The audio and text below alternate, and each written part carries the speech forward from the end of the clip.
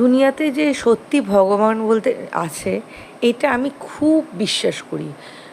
যতই আমি ভোলেনাথকে আর গোপালকে আমি প্রচণ্ড ভালোবাসলেও আমি মনে করি সব দেবতাই ভগবান সবার জন্য আছেই।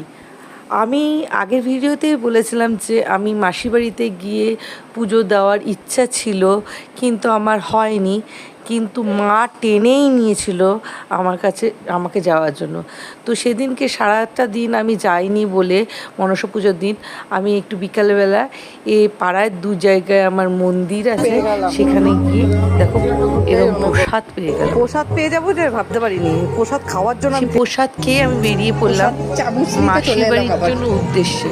কেন মাসিরা এত ভালোবাসে, আমার বোনরা সবাই এত ভালোবাসে, সেখানে না গিয়ে পারলামই না। আর যাওয়ার সময়ও আমাদের পাড়ার এরকম ঠাকুর দর্শন আর প্রসাদ পেয়ে যাব এটাও আশা করিনি। প্রত্যেক বছরই আমি চলে যাই, কিন্তু এবছর আমার মা আর দুষ্টু আগে গেছিলো, আমি যেতেই পারবো না ভাবলাম। তা সত্ত্বেও এদের জন্য আমি চলে আসি। দেখো, কেননা এই অনুষ্ঠান, ছোট ছোট অনুষ্ঠানগুলির মধ্যে দিয়েই আমাদের সবার দেখা হয়। আর কল্যাণীর এই জায়গাটা তো অসাধারণ, বলার মতন না। আর এখানে অপরাজিতা যা নাচের ভিডিও যারা দেখেছে তারা অবশ্যই জানবে, ওখানে খুব নাচ হয়েছে। আর এই যে আমি যখন গেছি, দেখো মাসির বাড়ির পুজো কিন্তু কমপ্লিট, সবাইকে ভোগ প্রসাদ দিচ্ছে। আমার কপালে কিন্তু ভোগ প্রসাদটা ছিল। যজ্ঞ টজ্ঞ করে বিশাল বড়োভাবে পুজো হয়েছে। আর সবাই মিলে যখন আনন্দ করব, তো এই যে পুচকুবাবু এসছে, এরা সবাই মিলে এত আনন্দ করার জন্য, তো সেখানে না গিয়ে আমি কি করে পেতে পারি। আমার দুষ্টুরা তো আগে গিয়েও মেলায়ও পর্যন্ত ঘুরে এসছে, আর কত কিছু গিফট কিনে এনেছে দেখেছো, বলার মতন না।